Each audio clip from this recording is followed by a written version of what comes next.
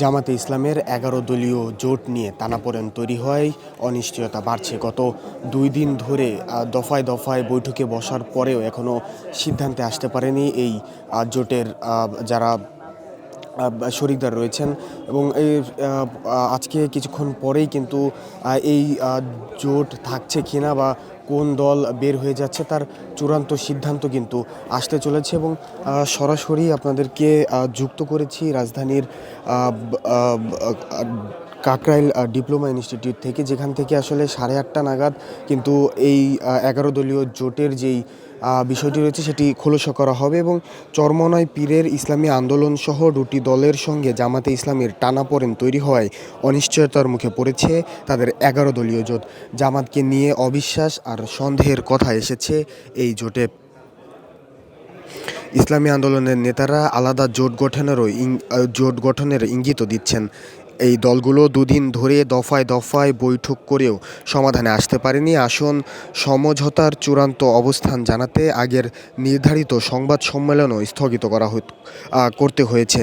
এমন পটভূমিতে 12ই ফেব্রুয়ারি নির্বাচনের জন্য আসন সমঝোতার ইস্যুতে জামাতের নেতৃত্বাধীন জোট শেষ পর্যন্ত ভেঙে যাবে নাকি টিকে থাকবে, এ নিয়ে চলছে নানা আলোচনা।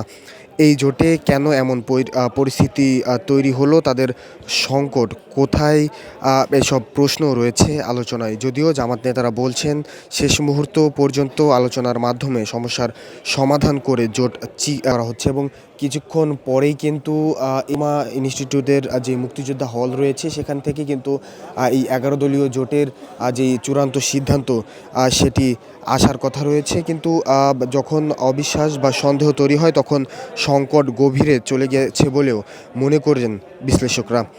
অন বক্স পলিসি, অর্থাৎ ইসলামী দলগুলোর এক বাক্সে ভোট, এই স্লোগান নিয়ে জামাতে ইসলামী আন্দোলন সহ 8টি ইসলামী দল সমঝোতার মোর্চা গঠন করে যাত্রা শুরু করেছিল 9 মাস আগে।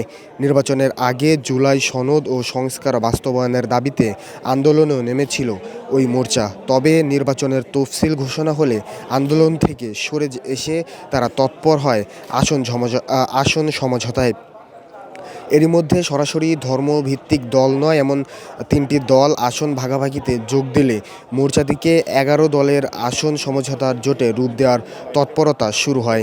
তখন ইসলামী দলগুলোর এক বাক্সে ভোট এই স্লোগান সেভাবে সামনে আনা হয়নি। অবশ্য 11 দলের এই ঐক্য আসলে একটি জোট নাকি আসন ভাগাভাগির একটি প্ল্যাটফর্ম, তাদের ভেতরেই এমন প্রশ্ন উঠেছে। এখন সেই 11 দলের সমঝোতা আসন নিয়েই বিভেদ বেড়েছে, সংকটে পড়েছে তাদের ঐক্য। বিভেদের মূলে রয়েছে আসন বণ্টন নিয়ে জামাতকে ঘিরে শরিকদের অসন্তোষ। প্রথমে যে দলটি ইসলামী দলগুলোর ভোট এক বাক্সে আনার স্লোগান দিয়েছিল, সেই ইসলামী আন্দোলন তাদের ক্ষোভ প্রকাশ্যে এনেছে। দলটির নেতারা বলছে 11 দলের আসন ভাগাভাগিতে তাদের দাবি ছিল 100 আসন। ঐক্যের স্বার্থে তারা আগের দাবি থেকে সরে এসে অন্তত 50টি আসন চেয়েছিলেন, কিন্তু তাদের 40টির বেশি আসন ছাড়তে রাজি হয়নি জামাত। এছাড়া চরমোনাই ইউনিয়ন নিয়ে বরিশাল 5 নির্বাচনী এলাকায় ইসলামী আন্দোলন অন্যতম ভিত্তি, সেখানে এছাড়াও চরমোনাই ইউনিয়ন নিয়ে বরিশাল 5 নির্বাচনী এলাকায় ইসলামী আন্দোলনের অন্যতম ভিত্তি, সেখানে প্রার্থী দলটির দ্বিতীয় শীর্ষ নেতা সৈয়দ মোহাম্মদ ফয়জুল করিম বরিশালের ওই আসনেও ছাড় না দিয়ে জামাতের প্রার্থী রেখেছে। ফলে ক্ষুব্ধ হয়েছেন ইসলামী আন্দোলন। দলটির নেতারা বলছেন আসন নিয়ে তাদের অবহেলা করা হচ্ছে বলে তারা মনে করছেন। আরেকটি দল মামুনুল হকের নেতৃত্বাধীন বাংলাদেশ খেলাফতে মজলিস 20টি থেকে 25টি আসন চেয়েছে। তাদের জামায়াত ছাড় দিয়েছে 13টি আসনে। ফলে এই খেলাফত মজলিসও অসন্তুষ্ট। এই দুই দলই শুধু নয়, আমার বাংলাদেশ বা এবি পার্টি সহ আরও কয়েকটি দলও অসন্তুষ্ট আসন ভাগাভাগি নিয়ে। শেষ পর্যন্ত প্রত্যাশিত আসনে ছাড় না পেলে 11 দলীয় জোট থেকে বের হয়ে যাওয়ার ইঙ্গিত দিয়েছে ইসলামী আন্দোলনের একাধিক নেতা। তাদের সঙ্গে আরও একটি দলও যেতে পারে। শুরুতে ইসলামী দলগুলোর একটি ভোট বাক্সের স্লোগান দেওয়া হয়েছিল, কিন্তু ধর্মভিত্তিক সব দল তাতে সাড়া দেয়নি। বিশ্লেষকরা মনে করেন মোর্চাটিকে যেহেতু নির্বাচনী আসন সমঝোতার জোটে রূপ দেওয়া হচ্ছে, ফলে সেখানে বিভেদ বা সংকট সংকটের পেছনে আসন বণ্টনের বিষয়টি বড় কারণ। তারা এও উল্লেখ করেছেন, ধর্মভিত্তিক দলগুলোর স্ব রাজনৈতিক স্বার্থ সংশ্লিষ্ট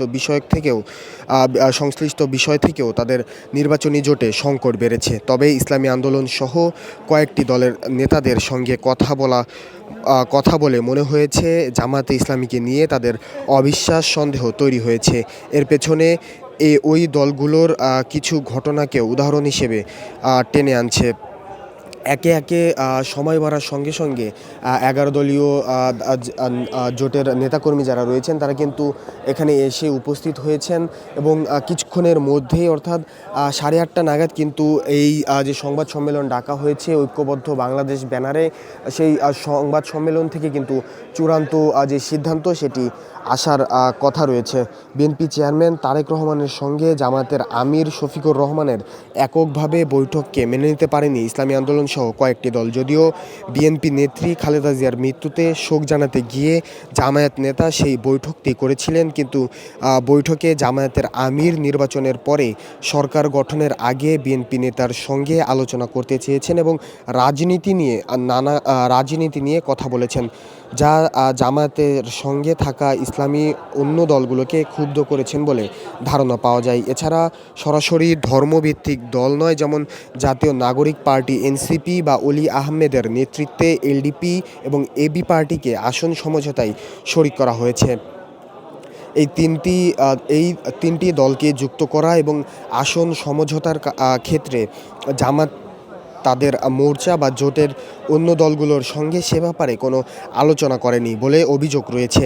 ঐক্যের কথা বললেও জামাত অনেক ক্ষেত্রে তাদের দলীয় স্বার্থকে এককভাবে সিদ্ধান্ত নিচ্ছে, যেটা জোটের অন্যদের ক্ষুব্ধ করেছে বলে বলছেন ইসলামী আন্দোলন সহ কয়েকটি দলের নেতারা। ইসলামী আন্দোলনের জ্যেষ্ঠ যুগ্ম মহাসচিব গাজী আতাউর রহমান গণমাধ্যমকে জানিয়েছেন, জামাত একেবারে বিএনপি আওয়ামী লীগের মতো আচরণ করছে। জামাতই অন্য দলকে আসনে ছাড় দিচ্ছে, এমনই একটা মনোভাব তাদের। তিনি আরও বলেছেন, এই আসন সমঝোতার কথা বলা হচ্ছে যেসব আসনে, সেগুলোতেই জামাত তাদের প্রার্থী রেখে নির্বাচনী প্রচারণা চালাচ্ছে। তারা আসলে অন্য দলকে অবহেলা করছে, অপমান করছে। জামাতের নেতৃত্বাধীন জোটের নেতাদেরও একই রকম অভিযোগ রয়েছে। তাদের অবিশ্বাস সন্দেহ তৈরি হয়েছে জামাতকে ঘিরে। অবশ্য জামায়াতের নেতারা এককভাবে সিদ্ধান্ত নেওয়া শরিকদের বিভিন্ন অভিযোগ অস্বীকার করছেন। আসন ভাগাভাগিতে জামায়াতের ভূমিকা নিয়ে জোটের অন্য দলগুলোরও অসন্তুষ্ট রয়েছে। জোটের কোনো দল মনে করছে, একদিকে আসন সমঝোতায় অস্পষ্টতা রয়েছে, অন্যদিকে ঐক্যের রাজনৈতিক কোনো নীতিমালা ঠিক করা হয়নি। এবি পার্টির চেয়ারম্যান মুজিবুর রহমান মঞ্জু 11 দলের আসন সমঝোতার বিষয়ে এখনও বেশ কিছু অস্পষ্টতা রয়েছে বলে বলেছেন। দলগুলোর ঐকমত্যের ভিত্তিতে সমঝোতার সুনির্দিষ্ট একটি রাজনৈতিক স্মারক নির্ধারণ করা দরকার ছিল, যা এখনও হয়নি। তিনি এও উল্লেখ করেছেন, দলগুলোর একত্রে এখন পর্যন্ত কোনো বৈঠকও হয়নি। আসন সমঝোতার ক্ষেত্রে দলীয় অবস্থান, সমর্থন ও নির্বাচনে বিজয়ী হওয়ার সক্ষমতার পাশাপাশি সংসদে দক্ষতা ও যোগ্যতা সম্পন্ন প্রার্থীদের অগ্রাধিকার দেওয়ার কথা ছিল। সেক্ষেত্রেও দলগুলো অসন্তুষ্ট রয়ে গেছে। জামাতকে নিয়ে ইসলামী আন্দোলন সহ কয়েকটি দলের সন্দেহ, আস্থার সংকট তৈরি হয়েছে। ফলে সংকটটা কতটা গভীর বলেই মনে করছেন বিশ্লেষকরা। তারা বলছেন, ধর্মীয় নেতা বা পীর কেন্দ্রিক দল এবং কওমি মাদ্রাসা ভিত্তিক দলগুলোর সঙ্গে অতীতে জামায়াতের তেমন ভালো সম্পর্ক ছিল না। এই দলগুলোর সম্পর্কের পরিবর্তন দেখা যায় জুলাই গণ অভ্যুত্থানে আওয়ামী লীগের শাসনের পতনের পর। অবশেষে সমঝোতা ভেঙে যাবে নাকি টিকে থাকবে, সে বিষয়ে আসলে যদি বলতে চাই, 11 দলের আসন সমঝোতার জোট টিকিয়ে রাখার চেষ্টা চালানো হচ্ছে। এ ব্যাপারে জামাতে ইসলামী ও খেলাফত মজলিসের দুই অংশই বেশ তৎপর রয়েছে। দুদিন ধরে শীর্ষ পর্যায়ের নেতাদের দফায় দফায় বৈঠক করা হচ্ছে। জামাতে ইসলামের নায়েবে আমির সৈয়দ আবদুল্লাহ মোহাম্মদ আসন সমঝোতা নিয়ে কিছুটা সমস্যা হয়েছে বলে জানিয়েছেন। সেগুলো নিয়ে আলোচনাও চলমান রয়েছে। সেটিও কিন্তু তিনি জানিয়েছেন আলোচনার মাধ্যমেই সমস্যার সমাধান হবে এবং তাদের ঐক্য বহাল থাকবে বলে তারা বিশ্বাস করেন। নির্বাচন কমিশনের তফসিল অনুযায়ী প্রার্থিতা প্রত্যাহারের শেষ দিন 20শে জানুয়ারি। এই সময়ের আগেই সব দল ও জোটকে তাদের আসন ভাগাভাগি বা সমঝোতা প্রক্রিয়া শেষ করতে হবে। বাংলাদেশ খেলাফত মজলিসের আমির মামুনুল হক গণমাধ্যমকে জানিয়েছেন, তারা 11 দলের নির্বাচনী সমঝোতার জোট টিকিয়ে রাখতে জোর চেষ্টা চালাচ্ছেন। দু একদিনের মধ্যেই সমাধান হবে বলে তারা আশা করছেন। দলটির মহাসচিব জালাল উদ্দিন আহমেদও একই মন্তব্য করেছেন। তবে ওই জোট থেকে বেরিয়ে যাওয়ার ইঙ্গিত দিচ্ছে ইসলামী আন্দোলন। এর মধ্যে তারা তাদের সারা দেশের প্রতিনিধিদের সঙ্গেও কথা বলেছেন। দলটির যুগ্ম মহাসচিব গাজী আতাউর রহমান গণমাধ্যমকে জানিয়েছেন, তাদের সারা দেশের নেতাকর্মীরা জামাতের কাছে অপমান অবহেলার শিকার হচ্ছেন, ফলে তাদের তৃণমূল ক্ষুব্ধ। ইসলামী আন্দোলনের এই নেতা বলেন, আমাদের সিদ্ধান্ত নেওয়ার মতো অবস্থায় তো আর আমরা আছি দুঃখিত আমরা আমাদের সিদ্ধান্ত নেওয়ার মতো অবস্থায় তো আমরা আছি।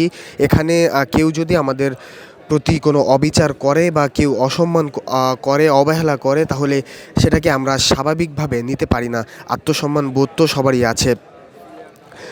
শেষ পর্যন্ত 11 দলের ঐক্য টিকবে কিনা তা শেষ পর্যন্ত 11 দলের ঐক্য টিকবে কিনা তা কিন্তু এই যে সংবাদ সম্মেলন কিছুক্ষণের মধ্যেই অনুষ্ঠিত হবে সেটি থেকে সুস্পষ্ট ধারণা করা যাবে। এবং যতটুকু জানানো হয়েছে গণমাধ্যমকে, গত 2 দিন ধরে কিন্তু দফায় দফায় এই বৈঠকটি চলেছে এবং আজকে সকালেও কিন্তু এক দফা বৈঠক হয়েছে এবং সর্বশেষ যে সিদ্ধান্ত এসেছে তা কিন্তু কিছুক্ষণের মধ্যেই পরিষ্কার হবে।